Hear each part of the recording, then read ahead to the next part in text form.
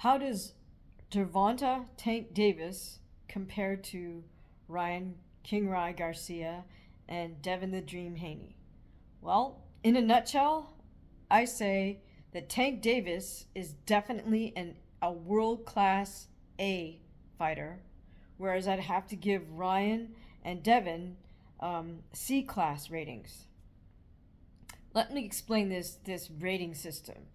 Now, my former boxing trainer, Lennox Blackmore, used to pride himself in being rated A class, world A class fighter.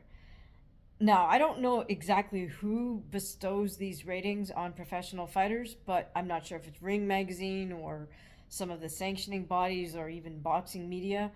But there used to be this sort of this rating system where it has nothing to do with where you're ranked in the division and wins and losses and draws. It has to do with the skill set you display in a professional fight. So, for example, for me, from my observation of what Lennox Blackmore was capable of and just my knowledge of boxing in general, a world class A fighter means that on an international world class stage, this professional fighter can use their offensive tools effectively. They know how to use defensive tools, their slips, their rolls, weaves, dips, and they also know how to counter off their defense.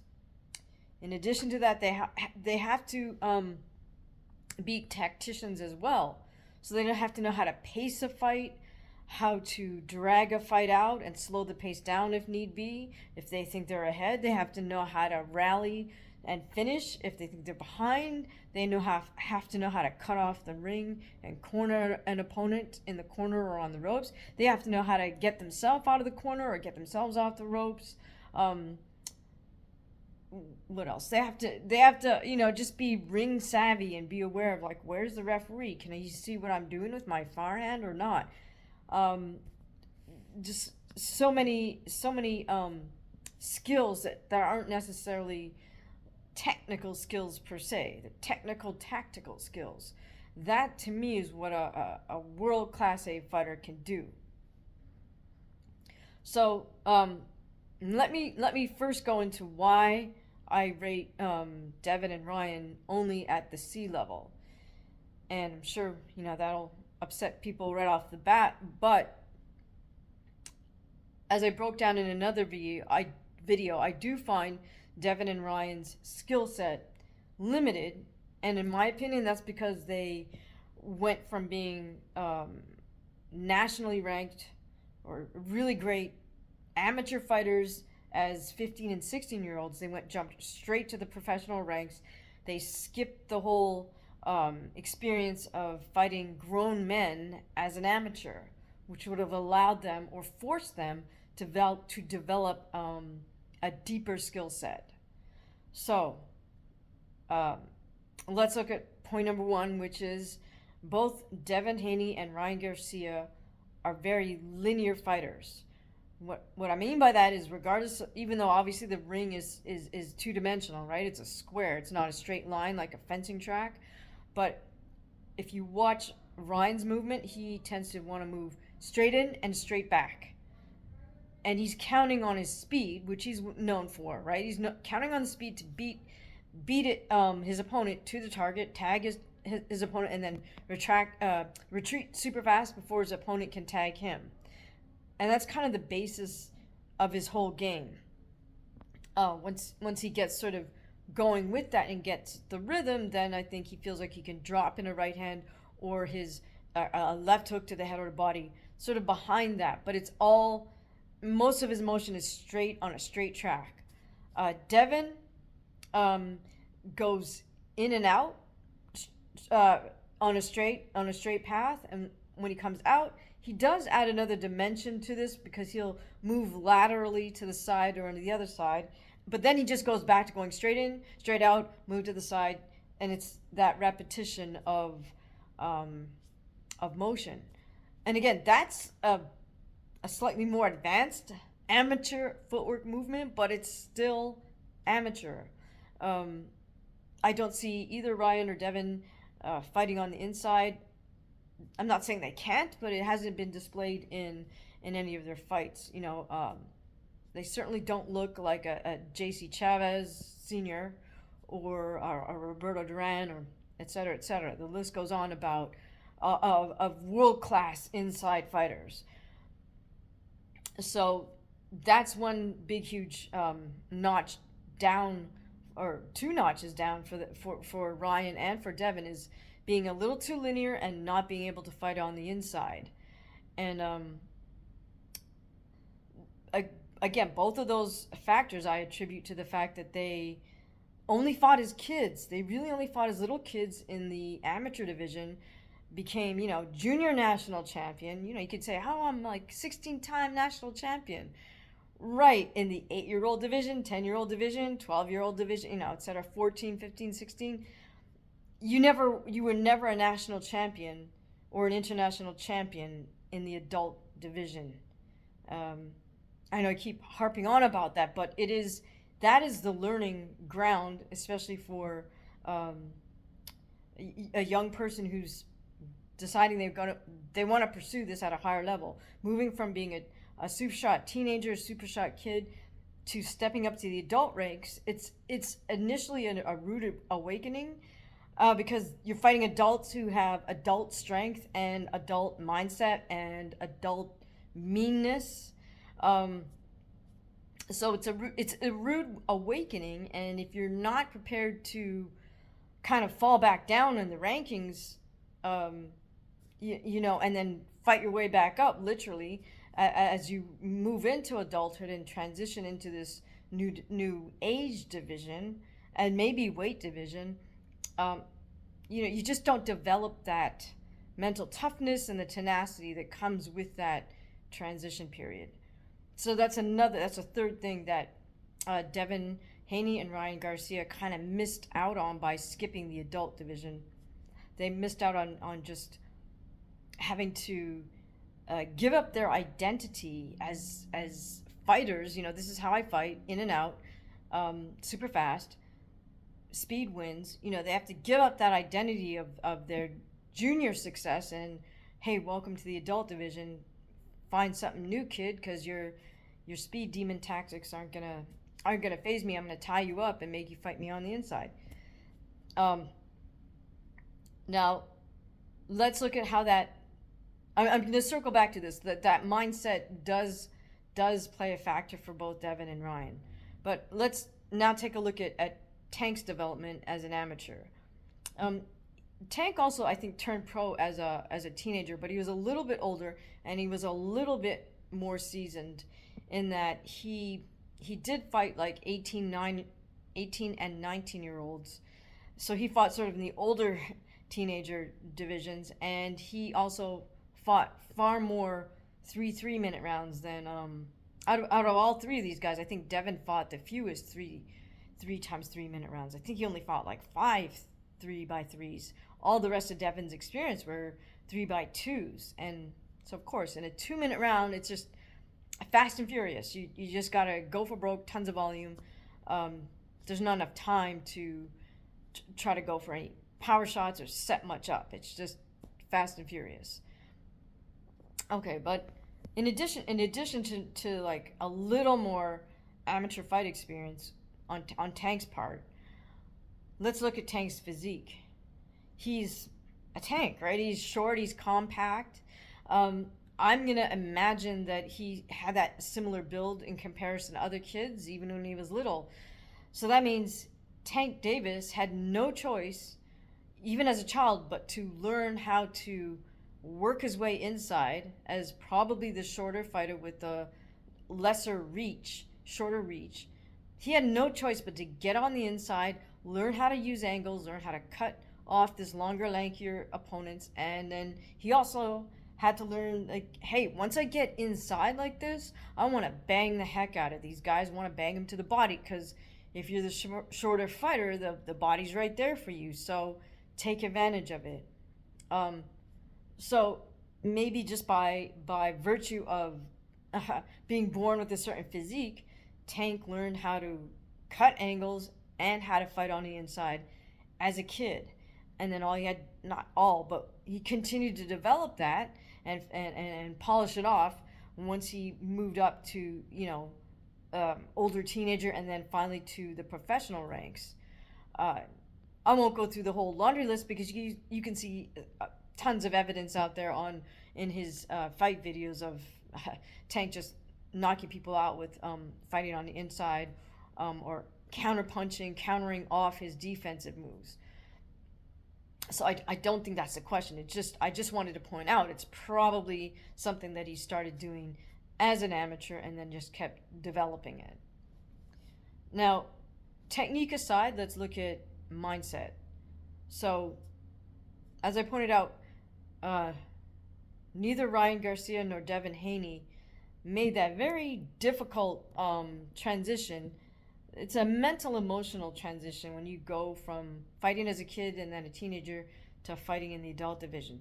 Because it's a turning point, because it's not easy. You're so used to being successful and being able to do the techniques and the moves that you do as a kid, and you're like, hey, I got this, I'm a hot shot. And then you jump up to fighting adults, and suddenly your little hot shot moves don't work because all the adults already did that. They've been there, done that. They see your stuff coming from a mile away, and they're just kind of like, all right, I'm gonna have fun with this little kid and take him to school, literally. So you gotta like get over yourself when you make that transition. Go, oh, okay. You humble yourself. You say, wow, I got a lot to learn. These fighters are, they're way tougher than me. They're way stronger than me, or they just got more tricks in their trick bag. They know how to fight better than I do. You got to humble yourself, and you got to be willing to roll up your sleeves and just get out to work and get in there, grind, spar with these types of people, and learn from them, and buckle down on your training, because you got to up your training from what you were able to do as a kid and be successful. So you got to start rounding out your training regimen, whatever that is. You got to address your strength, you got to address nutrition, you've got to address how to take care of not getting injured and taking care of injuries if you do get injured. The laundry list goes on about what you need to do to step up your game moving from kid to adult. So by virtue of the fact that neither Ryan nor Devin Haney ever did that, there's that mental sort of level of commitment that if you do that, if you do fight in the adult amateurs, you recommit to the sport. Because at that point, it's easy to walk away and say, you know what, I'm good. I'm like 10 times national champion, won Junior Olympics. I don't really enjoy this anymore because I'm getting my ass beat in practice or whatever it is. And it's a perfectly fine way to point in your athletic career to walk away from the game. And there's no shame in that. Maybe, there's tons of other things you can start doing as a 16, 17, 18-year-old. Won't go into that, but could either, there's just so many reasons why an older teenager could say, I'm good, I'm out of here, I don't want to deal with this anymore. And so my point is, you got to recommit to the sport and to yourself if that's in fact what you're gonna do. But it takes a real stepping up to the plate for yourself, an internal conversation. Maybe you hash this out with your coaches and your parents, I don't know, but in the end, it's like you gotta want it for you, because it doesn't matter what your parents or your coaches want or what they say. If you don't want to do it, like, don't do it. Like, it's just not gonna be fun, because you have to put up with this for a little while before you get traction again and start winning again the way you knew yourself to win as a kid. Okay, so point being, Tank, I think, did that for himself on that level. But let's go back even further to Tank's childhood. And this, there's also plenty of footage out there about Tank talking about, he's in foster care, and then his grandma had to get custody of Tank and I think his brother or maybe other siblings. But just the fact that Tank had to deal with being thrown into the foster care system as a little kid, right off the bat, life deals you this incredibly unfair hand, and the one jewel, if any, I mean, it's such a horrible system in a sense. The foster care system can either be a child's absolute saving grace if they have the good fortune of being placed with a foster care family that actually truly cares, and I've seen those cases, but it can also be absolute hell if they're just, get assigned to a foster care family where the person's just doing it for the money. It's like, I don't even know what the rates are now, but it's like, it used to be over $600 a month. I'm assuming it's maybe close to $1,000 a month per kid. And like, if the child has a special ed designation, the foster care parent gets more money. So there's very little incentive for them to kind of try to move that child out of special ed. That's a whole nother ball of wax. But my point being, no child in the system, in the foster care system, did anything to be placed in that system. It's 100% nothing of their doing. And yet, in a moment's notice, their whole life, their whole world gets turned upside down from wherever they're at. Whether they're living it with their parents or another relative, and then suddenly they're thrown into the foster care system overnight. They're in a different neighborhood, they're living with different people, they don't know anybody, and they're at a different school. Everything's topsy-turvy. And it's like, how does a young child wrap their head around that? Well, you can't. Just you learn at that young age that life is just unfair, and that's how it is. So you got to deal with it and keep going, or there's no point, because you can't file a complaint as a little kid. You can't there's no paperwork for you as a foster care child to file.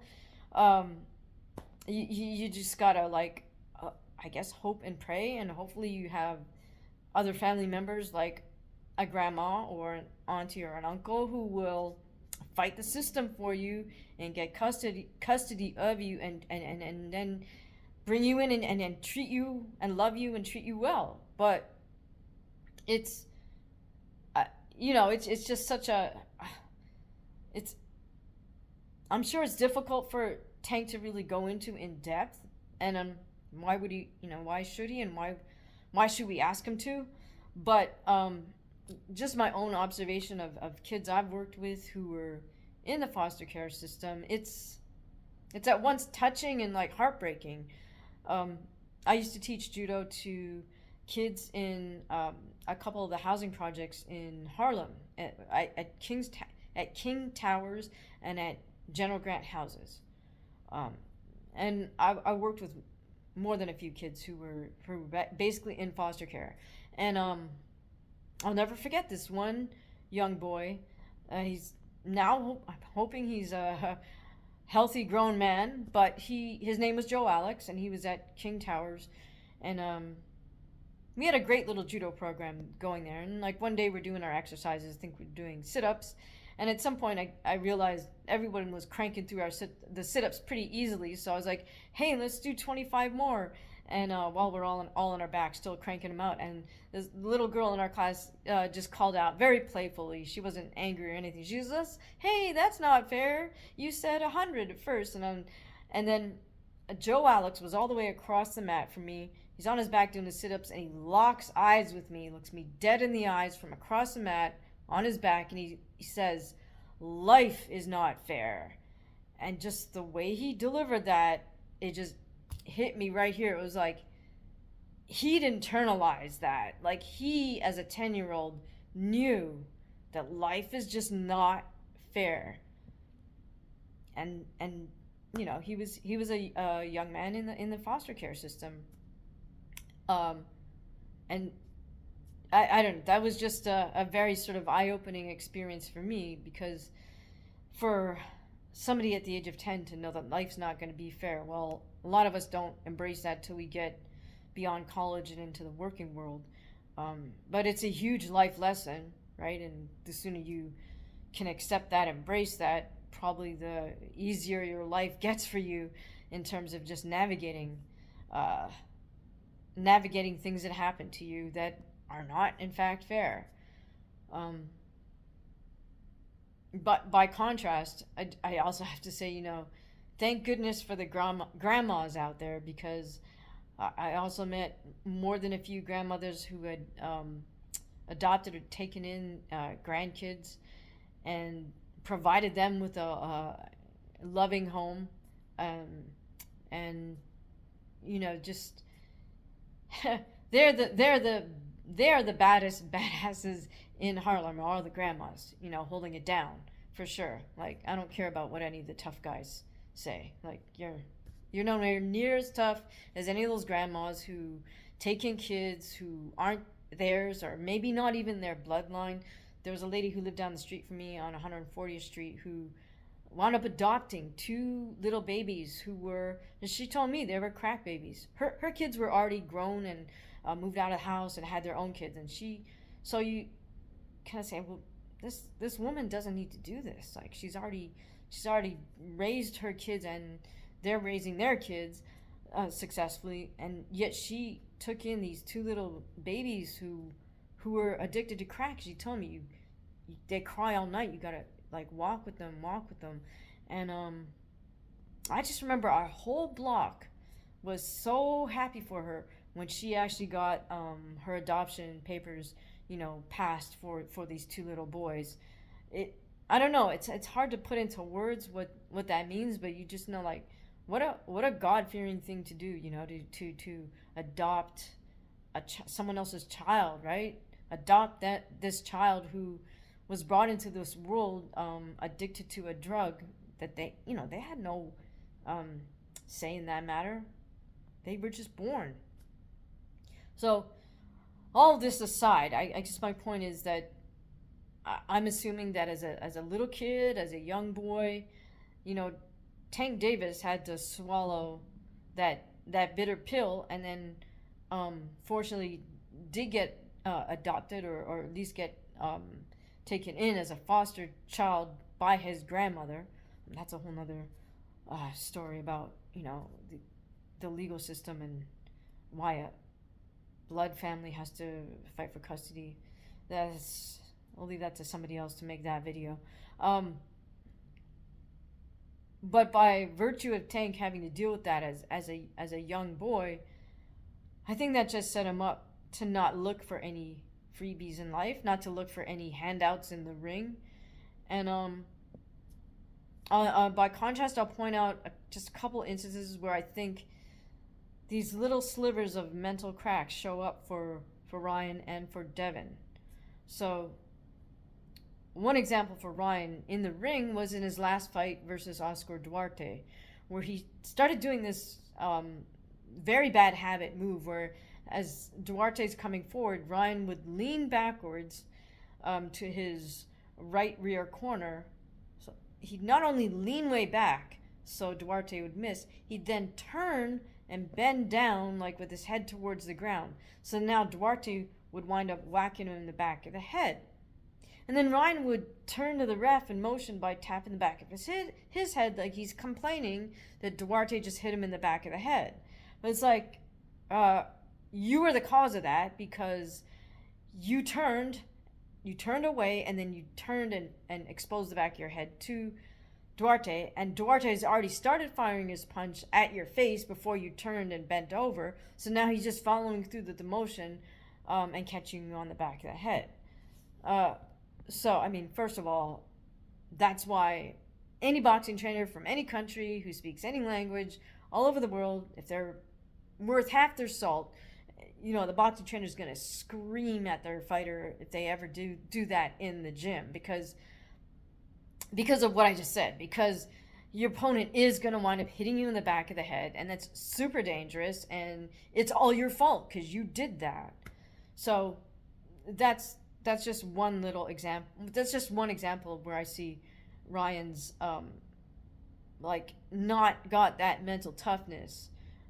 Forget the whole technical incorrectness of that move. if you're going to do something that causes something that you don't want to have happen, you got to own the fact that you did that thing, whatever it is, right? You got to be accountable to yourself. Like, oh, maybe I shouldn't do that initial action if I don't want the subsequent outcome. Okay, so there's that example with Ryan. With Devin, here's a different one. This is outside the ring, but I thought it was a little bit odd that I can't remember which fight camp it was for. Devin says he got some type of exception to not have to fast during Ramadan. And the Imam, I guess, said, well, because it's not healthy for you to fast while you're in training camp, instead of fasting, you can give food out to those who are hungry. So, they show footage of Devin and his camp handing out food, handing out lunch boxes or dinner boxes or something. Okay, I mean, that's all well and good, and that's good of Team Haney to feed the hungry. But here's my question, and I don't know much about the Muslim religion, so I defer to whoever does.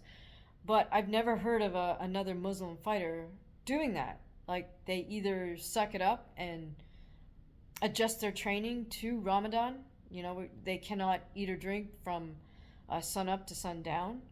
So I guess I'm not sure how they do it, or they just suck it up and literally don't just deal with the hunger and the thirst, or maybe they modify their training. Maybe they train super late after they've broken their fast after sundown. I don't know, but I have actually never heard of another fighter, whether that's Amir Khan, Khabib Nurmagomedov, in any combat sport, saying, hey, you know what? I got my mom to say it's okay. I don't have to fast. Because I'm in training camp. I don't know. I'll defer to all of the Muslims and the Muslim fighters out there. But my point is, like, obviously there are Muslim fighters all over the globe, and they figure it out how to adhere to Muslim practices and still be a fighter. So whether that's they just don't schedule a fight such that they have to have training camp during Ramadan, or whether they figure out a way to train in spite of, train during Ramadan, I don't know. But to me, it shows me it's like, okay, wait a second. So you want to be acknowledged as being a devout Muslim, but you want to find a loophole to get around Ramadan? Like, it's exactly that. Like, this is a loophole thing. So what is it? Either you're devout or you're not. But you can't have it both ways, where I'm devout but I'm not going to follow the rules that everybody else follows. I don't know. I didn't, this is not my religion to speak on, and I'm not passing judgment, but it just seems like it just doesn't seem quite, I don't want to say kosher, but it doesn't seem quite kosher. It doesn't seem quite, correct, I guess is a better word. So, to me, that's just sort of this, also a very thin little crack in Devin's kind of like mindset. It's like, you want to be known as one thing, but yet you want to do the opposite. You want to be devout, but you don't want to adhere to the devout practices. I don't know. So, in a nutshell, again, I rate Tank Davis A class because he can, he uses tons of angles. He can fight on the inside, and he's got tons of attributes, but he knows how to control the pace of a fight, and he knows how to finish. Ryan Garcia and Devin Haney, on the other hand, I still only rate like a C plus most.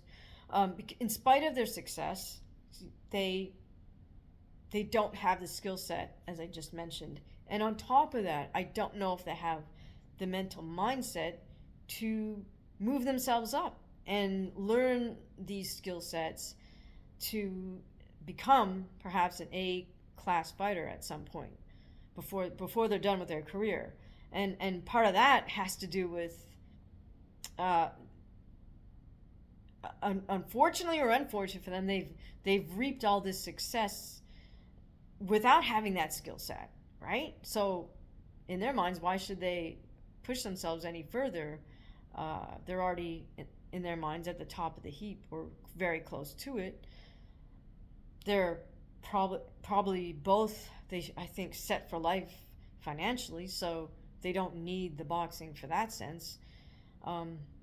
So then now what? Only for love of the game? I don't know. Tell me what you think. Do you think Ryan Garcia and Devin Haney will continue to develop as fighters in terms of technical skill? How do you rate Tank Davis as a fighter overall? How do you compare Tank Davis to Ryan Garcia and Devin Haney? Please let me know in the comments below, and thank you very much for listening.